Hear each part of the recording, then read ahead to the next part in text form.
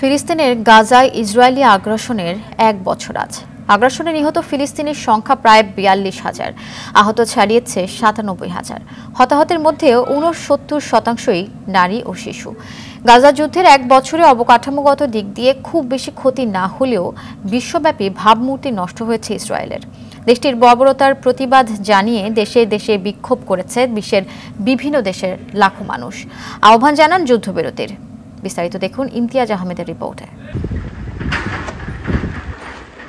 এই দৃশ্যই বলে দেয় গেল ১ বছরে ফিলিস্তিনের গাজায় কতটা ভয়াবহ ধ্বংসযজ্ঞ চালিয়েছে ইসরায়েল। ইসরায়েলের আগ্রাসনে বছর জুড়ে যেমন হত্যাযজ্ঞ চলেছে, তেমনই চলেছে একের পর এক অবকাঠামো ধ্বংস।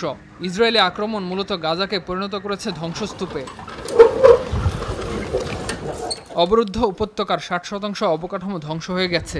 জাতিসংঘ বলছে ইসরায়েলি হামলার ফলে গাজায় আনুমানিক ২৩ লাখ টন ধ্বংসাবশেষ সৃষ্টি হয়েছে। এছাড়া প্রায় ২০ লাখেরও বেশি বাসিন্দা ঘরবাড়ি ছাড়তে বাধ্য হয়েছেন।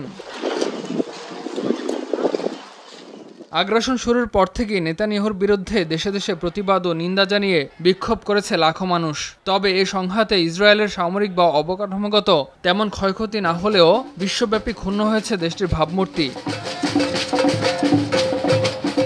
অবনতি হয়েছে বিভিন্ন দেশের সাথে কূটনৈতিক ও বাণিজ্যিক সম্পর্ক, এমনকি জাতিসংঘের সাথেও তৈরি হয়েছে বৈরিতা। আপাত দৃষ্টিতে ইসরায়েল দক্ষ সমর কৌশল প্রয়োগের পরও পূরণ হয়নি হামাস নির্মূলের লক্ষ্য, যাকে নেতানিয়াহু প্রশাসনের দম্ভের উপর চপেটাঘাত হিসেবেই মনে করছেন বিশ্লেষকরা। গেল ৭ অক্টোবরের পর থেকে খোদ ইসরায়েলও জিম্মি মুক্তির দাবিতে শুরু হওয়া বিক্ষোভ সময়ের সাথে সাথে বেড়ে চলেছে। এমনকি বিভিন্ন দেশে ইহুদিরাও পালন করছে ইসরায়েল বিরোধী নানা কর্মসূচি। গেল ১ বছরে প্রায় অর্ধশত দেশে ইসরায়েলের জনপ্রিয়তা কমেছে গড়ে ১৯%। মিত্রদেশ যুক্তরাষ্ট্রে ৭০%-এর বেশি নাগরিকের আস্থা হারিয়েছেন ইসরায়েল প্রধানমন্ত্রী বেনিয়ামিন নেতানিয়াহু। যুক্তরাজ্যের ৬০%-এর বেশি মানুষ দায়িত্বশীল কোনো কাজে ইসরায়েলকে দেখতে চায় না।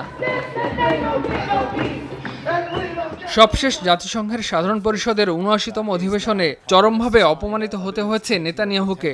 অধিবেশনে বিভিন্ন দেশের প্রতিনিধিরা তাদের বক্তব্যে তুলোধুনো করেন ইসরায়েল প্রধানমন্ত্রীকে। নেতানিয়াহুর ভাষণের সময় ওয়াকআউট করেন অনেক দেশের প্রতিনিধি।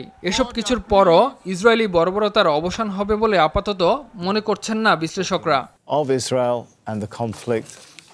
ইমতিয়াজ আহমেদ, RTV।